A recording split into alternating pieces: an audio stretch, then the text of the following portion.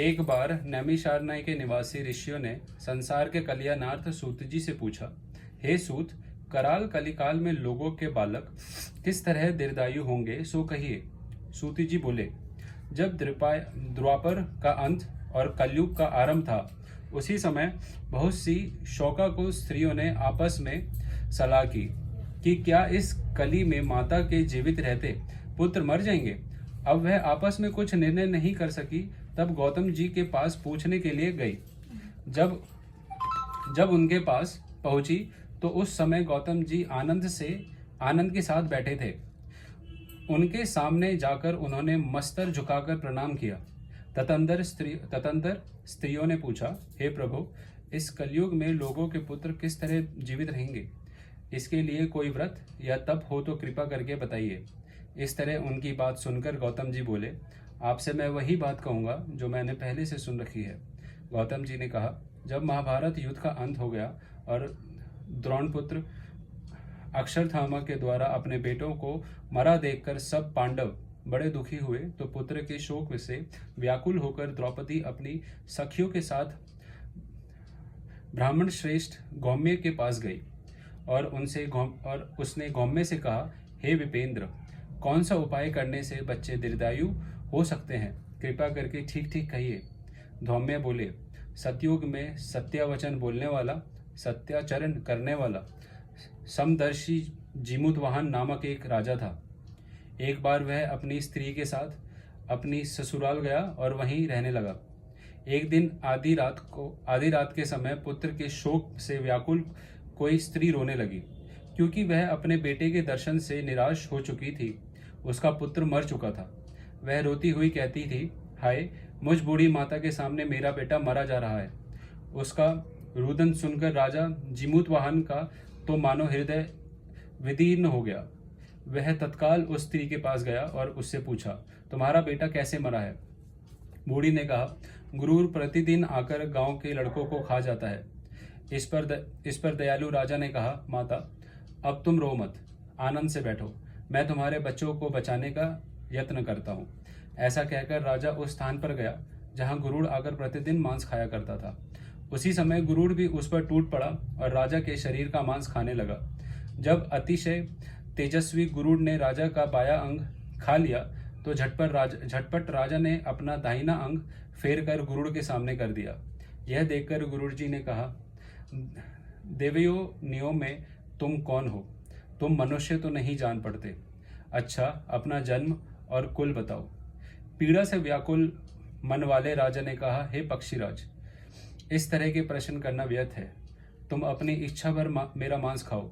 यह सुनकर गुरु रुक गए और बड़े आदर से राजा के जन्म और कुल की बात पूछने लगे। राजा ने कहा, मेरी माता का नाम शैव्य है और मेरे पिता का नाम शालीवाहन है।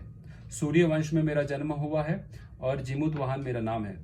राजा की दयालुता देखकर गुरु ने कहा, हे महाराज, तुम्हारे मन में जो अभिलाषा हो वह वर मांगो।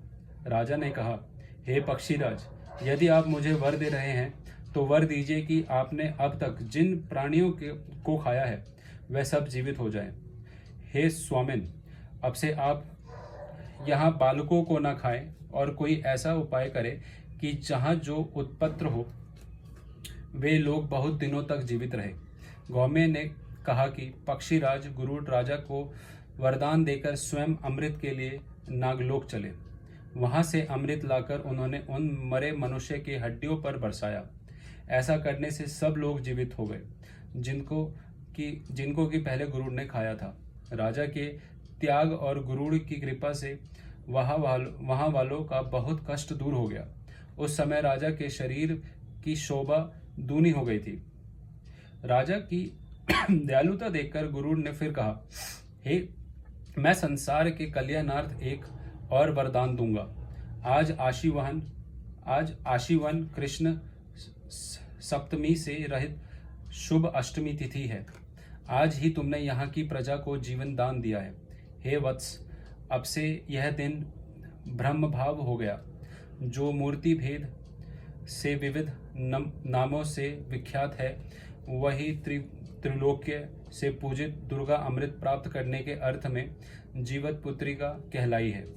सो इस तिथि को जो स्त्रियां उस जीवित पुत्रिका की और कुश की आकृति बनाकर तुम्हारी पूजा करेंगी, तो दिनों दिन उनका सौभाग्य बढ़ेगा और वंश की भी बढ़ती होती रहेगी। हे महाभाग, इस विषय में विचार करने की भी आवश्यकता नहीं है। हे राजन, सप्तमी से रहित और उदयातिथि की अष्टमी को व्रत करे, यानी सप्तमी विद अष्टमी जिस दिन हो उस दिन व्रत ना कर शुद्ध अष्टमी को व्रत करे और नवमी में पारण करे। यदि इस पर ध्यान न दिया गया तो फल नष्ट हो ही जाएगा और सौभाग्य तो अवश्य नष्ट हो जाएगा। जीमूत वाहन को इस तरह का वरदान देकर गुरुड़ वैकुंठ धाम को चले गए और राजा भी अपनी पत्नी के साथ अपने नगर को वापस चले आए। धौम्य द्रौपदी से कहते हैं, हे देवी, मैंने ये अतिशय दुर्लभ व्रत तुमको बताया है। इस व्रत को करने से बच्चे दीर्घायु होते हैं। देवी, तुम भी पूर्वोक्त विधि से यह व्रत और दुर्गा जी का पूजन करो तो तुम्हें अभिलाषित फल प्राप्त होगा। मुनिराज धौम्य की बात सुनकर द्रौपदी के हृदय में एक प्रकार का कौतूहल उत्पन्न हुआ और पूर्वासिनी स्त्रियों को बुलाकर उनके साथ यह उत्तम व्रत किया। गौतम जी ने कहा, यह व्रत और इसके प्रभाव को किसी एक चीली ने सुन लिया और अपनी सखी सियारिन को बतलाया। इसके बाद पीपल वृक्ष की शाखा पर बैठकर उस चीली ने और उस वृक्ष के खेतों में बैठकर सियारिन ने भी व्रत किया। फिर वही चिली किसी उत्तम ब्राह्मण के मुंह से यह कथा सुनाई और पीपल के खेतों में बैठी हुई अपनी सखी को सुनाया। सियारिन ने आधी कथा सुनी थी कि उसे भूख लग गई और वह उसी समय शव से भरे हुए शमशान में पहुंची। वहां उसने इच्छा भर मांस का भोजन किया और चिली बिना कुछ खाए पिए ये रह गई और सवेरा हो गया। सवेरे वह गौशाले में गई और वहां गौ का दूध पिया। इस तरह नवमी को उसने पारण किया। कुछ दिनों बाद वह दोनों मर गई और अयोध्या में किसी धनी व्यापारी के घर जन्मी।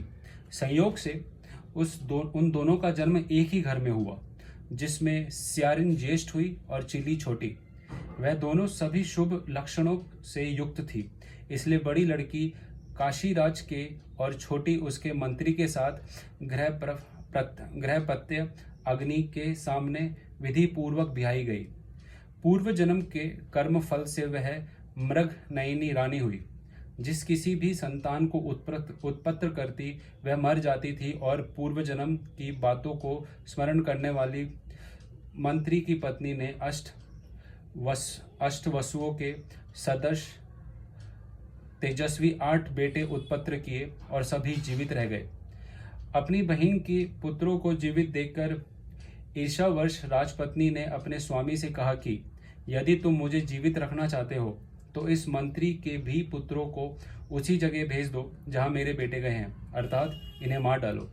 यह सुनकर राजा ने उस मंत्री के पुत्रों को मारने के लिए कई प्रकार के उद्योग किए, पर मंत्री पत्नी ने जीवित पुत्रिका के पुण्य बल से बचा लिया। एक दिन राजा ने अपने आदमियों से उन पुत्रों का सर कटवाकर पिटारी में रखवाया और वह पिटारी उनकी माता मंत्री पत्नी के पास भेज दिया, किंतु वह 8 सिर बेशकीमती जवाहरात हो गए और भले चंगे वह 8 लड़के अपनी माता के पास वापस चले गए। उनको जीवित देखकर राजपत्नी को बड़ा विस्मय हुआ। अंत में वह मंत्री की पत्नी के पास आई और उनसे पूछा, बहन, तुमने कौन सा ऐसा पुण्य किया है जिससे बार बार मारे जाने पर भी तुम्हारे बेटे नहीं मरते? इस पर मंत्री की पत्नी ने कहा, पूर्व जन्म में मैं चिली थी और तुम सियारिन, दोनों ने व्रत किया था। तुमने व्रत के नियमों का भली भांति पालन नहीं किया था और मैंने किया था, इसी दोष से है बहन, तो तुम्हारे बेटे नहीं जीते हैं। ओ राजरानी, अब भी तुम उस जीवित पुत्री का व्रत को करो तो तुम्हारे बेटे दीर्घायु होंगे। मैं तुमसे सच सच कह रही हूँ। उसके कथनानुसार रानी ने व्रत किया, तभी से उसके कई बेटे सुंदर और दीर्घायु होकर बड़े बड़े राजा हुए। सूत जी कहते हैं कि सब प्रकार का आनंद देने वाला मैंने यह दिव्य व्रत बतलाया। स्त्रियां चिरंजीवी संतान चाहती हो तो विधि पूर्वक यह व्रत करें। धन्यवाद।